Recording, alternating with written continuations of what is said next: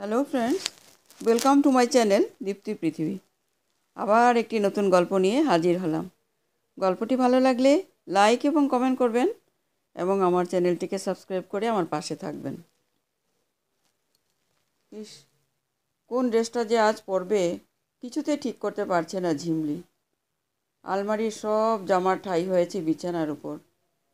কি একটা খুঁজতে মা এ ঘরে ঢুকে তো ওর কাণ্ড কারখানা দেখে অবাক। এক প্রস্ত বকুনি ভালোই দিল ঝিলমিলকে।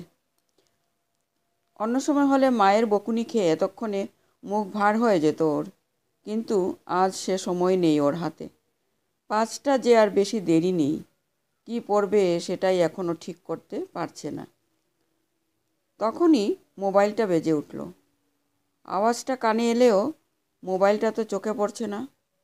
দূর, সে তো জামার পাহাড়ের নিচে চাপা পড়ে আছে।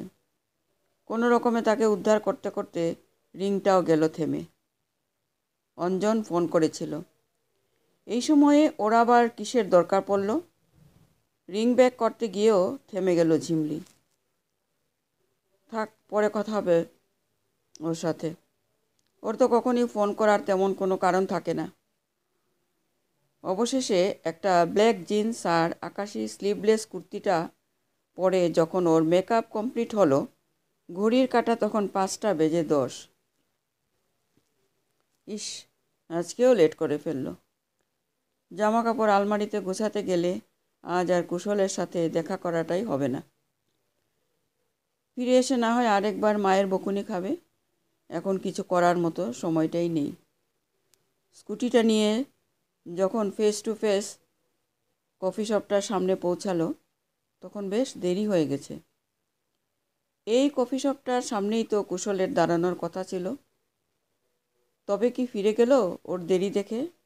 নিজের উপর ভীষণ রাগ হচ্ছে জিমলির। ফিজিক্স ডিপার্টমেন্টের কুশলের প্রতি ভালো লাগাটা কতদিন ধরে মনের মধ্যে চাপা আছে সে শুধু ও নিজেই জানে। শুধু কখনো সাহস করে ওকে জানাতে পারেনি কথাটা। বন্ধুরা তো কুশলকে নিয়ে মাঝে মাঝেই লেকপুল করে। এমনিতে একটু অবুঝ হলেও এই ঠাট্টাটা ভালোই এনজয় করে ঝিমলি।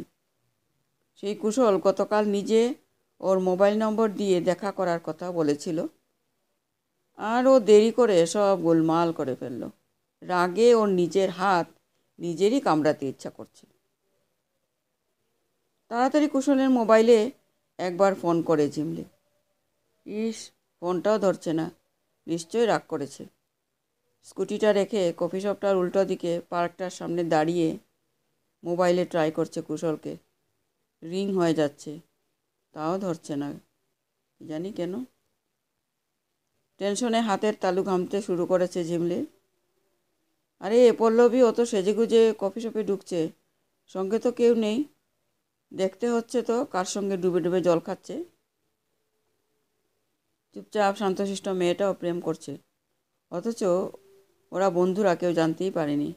আজ ব্যাপারটা দেখতেই হচ্ছে তো। মোবাইলটা বেজে উঠে কুশল নিজেই ফোন করেছে। হ্যালো, তুমি কি ওখানে পৌঁছে গেছো? ভেতরে গিয়ে বসো, আমি 10 মিনিটের মধ্যে যাচ্ছি। উফ, মনটা এতক্ষণে শান্ত হলো। যাক, কুশল ফিরে চলে যায়নি অন্তত। কফি শপের দরজাটা ঠেলে ঢুকতে গিয়ে আয়নাতে নিজেকে দেখে নাকটা কুঁচকে গেল ঝিমলির। একটা গর্জিয়াস কোনো কুর্তি পরলে ভালো করতো। এটা পরে একদম ভালো লাগছে না যেন ওকে দেখতে। আরে পল্লবী, ওটা কার সাথে বসে কথা বলছে? অঞ্জন না? শয়তানটা পল্লবীর সাথে প্রেম করছে? সারাদিনে অন্তত আধ ঘন্টা ফোনে বকবক করবে, তারপর কলেজে তো আছেই। কখনো তো বলেনি কথাটা ঝিমলিকে।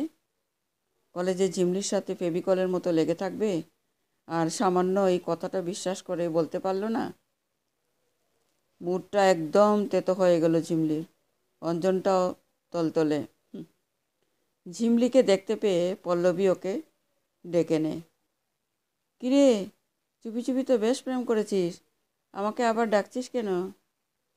আরে বস না আমাদের কাছে, কুশল এখনই আসবে। এই কুশল আসবে কি করে জানলি রে তোরা?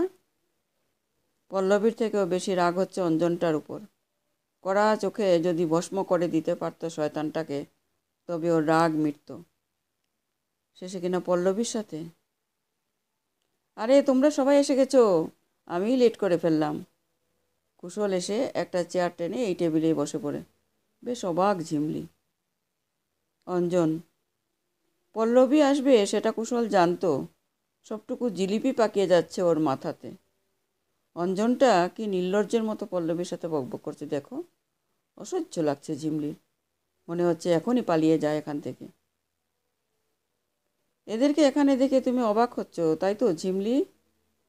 আসলে এটা আমারই প্ল্যান বলতে পারো। সবটুকু সবার সামনে আলোচনা হওয়া ভালো। আলোচনা আবার কিসের? কুশলের কোনো কথায় মাথায় ঢুকছে না ঝিমলির।